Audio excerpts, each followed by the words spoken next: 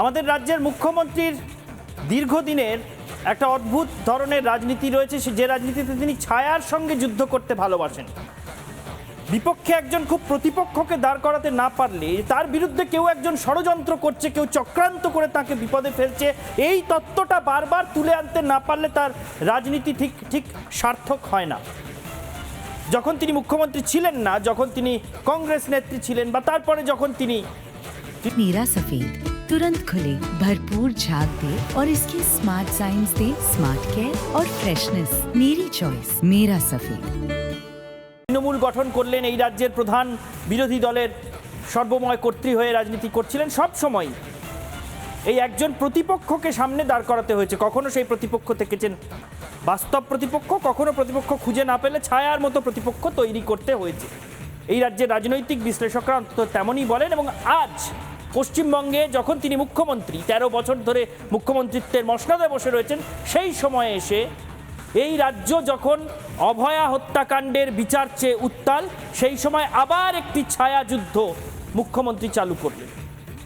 বললেন রাজ্যের 10টি জেলা ভেসে গেছে, ডিভিসি জল ছেড়ে সব ভাসিয়ে দিয়েছে, ম্যানমেড বন্যা, পরিকল্পিত বন্যা, কেন্দ্রীয় সরকার এই সমস্ত কিছু করছে, পশ্চিমবঙ্গকে ভাসিয়ে দিতে চাইছে। কেন পশ্চিমবঙ্গকে ভাসাতে চাইছে? কেন্দ্রীয় সরকারের কি স্বার্থ?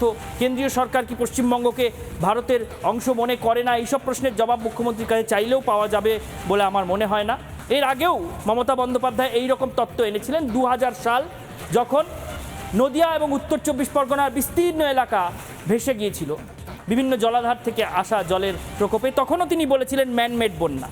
সে বন্যা ম্যানমেড ছিল কি ছিল না জানি না, কিন্তু এবার সম্ভবত তিনি ঠিকই বলছেন।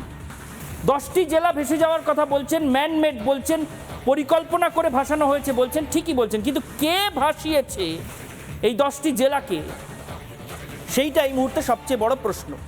ডিভিসির ছাড়া জলে, মানে দামোদর ভ্যালি কর্পোরেশন, তারা জল যদি ছাড়ে তাহলে দামোদর নদ যে অববাহিকা দিয়ে যায় সেইখানের বিভিন্ন অঞ্চল ভাসতে পারে।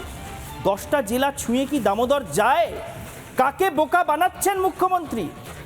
বিস্ফোরক অভিযোগ আজকে তার বিরুদ্ধে উঠেছে যে অভয়া হত্যাকাণ্ডের বিরুদ্ধে, অভয়া হত্যার বিচার চেয়ে যে আন্দোলন, যে উত্তাল আন্দোলন এই রাজ্যে চলছে, তার দিক থেকে নজর ঘোরাতে রাজ্যের নিয়ন্ত্রণে থাকা বিভিন্ন জলাধার থেকে জল ছেড়ে দেওয়া হয়েছে, জল ছাড়ার প্রয়োজন না হওয়া সত্ত্বেও।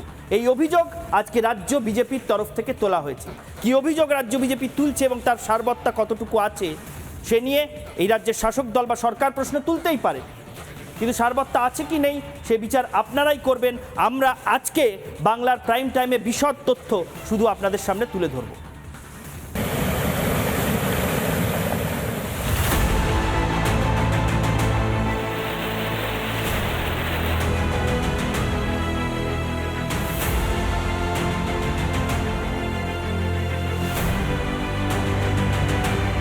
পুরো চক্রান্ত, মানে এটা পূর্ব পরিকল্পিত এবং এটা পরিকল্পিত বন্যা।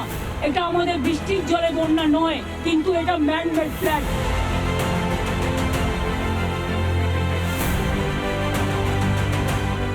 আমরা চাই না সেই অর্গানাইজেশন যারা জল ছেড়ে মানুষ মারে। ডিভিসি তো তৈরি হয়েছিল বন্যা থেকে মানুষকে বাঁচানোর জন্য। তো রাজ্য সরকার নিজেও তার ডকুমেন্টে মেনে নিচ্ছে, অথচ মুখ্যমন্ত্রী বলার সঙ্গে শুধু ডিভিসির ঘাড়ে পুরো দায় চাপাচ্ছেন।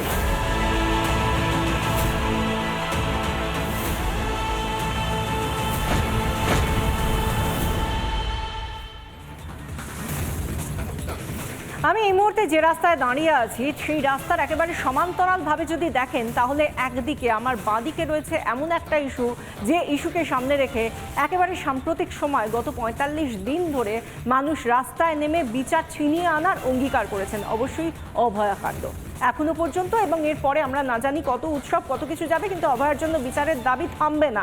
আর আমার ডান দিকে যে জায়গাটা রয়েছে তা হলো একটা বন্যা পরিস্থিতি, এবং সেই বন্যা পরিস্থিতি কোনো বর্ষার মরশুমে নয়, একেবারে মাত্র 3-4 দিনের একটা নিম্নচাপের বর্ষায় এরকম একটা পরিস্থিতি তৈরি হয়ে গিয়েছে। রাজ্যের অভিভাবিকা, রাজ্যের মুখ্যমন্ত্রী মমতা বন্দ্যোপাধ্যায় তিনি বলছেন ম্যানমেড বন্যা। ডিভিসি একেবারে অপরিকল্পনাভাবে বা একেবারে পরিকল্পিতভাবে কোনো প্ল্যান ছাড়াই নাকি এভাবে জল 2.5 লক্ষ কিউসেক জল ছেড়ে দিয়েছে, যাতে আমাদের রাজ্যের 10টা জেলাকে ভাসিয়ে দেওয়া যায়। এই চিঠি তিনি লিখেছেন গত 20 তারিখ প্রধানমন্ত্রীর কাছে। এবং সেই জায়গা থেকে আজকে যদি আমি যেখানটা দাঁড়িয়ে আছি সেখানে আপনি দাঁড়িয়ে থাকেন, তাহলে আপনি বুঝতেই পারবেন এই মুহূর্তে দাঁড়িয়ে রাজ্যের কাছে দুটো সমস্যা রয়েছে। এই সমস্যা অবশ্যই রাজ্যের সমস্যা, রাজ্যের প্রশাসনেরও সমস্যা, আর তার জন্য উত্তর আপনাকে দিতে হবে প্রশাসনিক প্রধান হিসেবে। সেরকমভাবেই তিনি একটা কোথাও গিয়ে ব্যালেন্স করার চেষ্টা করছেন। একদিকে যখন আমার বাঁদিকে এই অভয়ার সমস্যার গ্রাফটা খুব চচ্চর করে বেড়ে যাচ্ছে, তখন তার কিছুদিনের মধ্যেই তিনি চলে গেলেন ঘাটালে। তিনি বললেন প্রচণ্ড বানভাসী পরিস্থিতি, রাজ্য ভেসে যাচ্ছে, 10টা জেলা ভেসে যাচ্ছে, তাদের পাশে গিয়ে দাঁড়াতে হবে। অন্যদিকে জুনিয়র চিকিৎসকরা তখনও স্বাস্থ্য ভবনের সামনে দাঁড়িয়ে রয়েছেন, তারা আন্দোলন করে যাচ্ছেন, তারা বলছেন আমরা এখনো বিচার পাইনি। কিন্তু তিনি চলে গেলেন সেই বানভাসী মানুষগুলোর কাছে, কারণ তিনি তার মানবিক মুখটা দেখাতে যাচ্ছেন।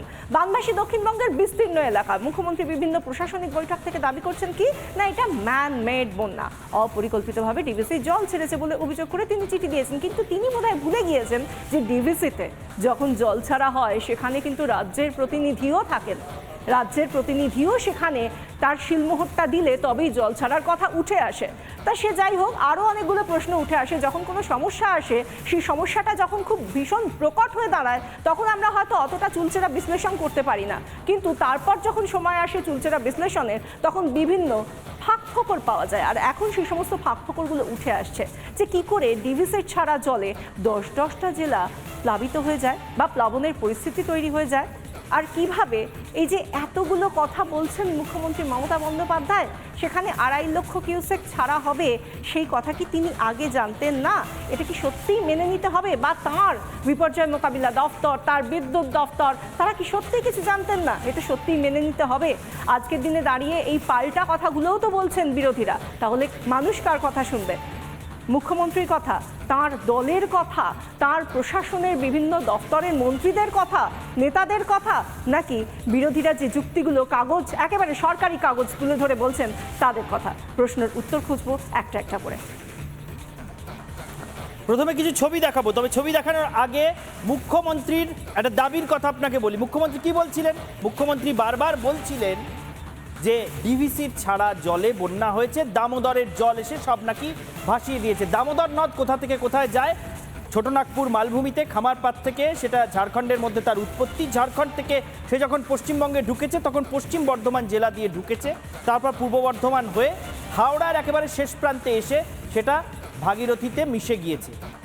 অর্থাৎ এই যদি দামোদরের জলে বিভিন্ন এলাকা ভাসে, তাহলে পশ্চিম বর্ধমানের বিভিন্ন অংশ, পূর্ব বর্ধমানের বিভিন্ন অংশ, হুগলির খানাকুল, পুরসুরা, গোঘাট এইসব অংশ এবং হাওড়া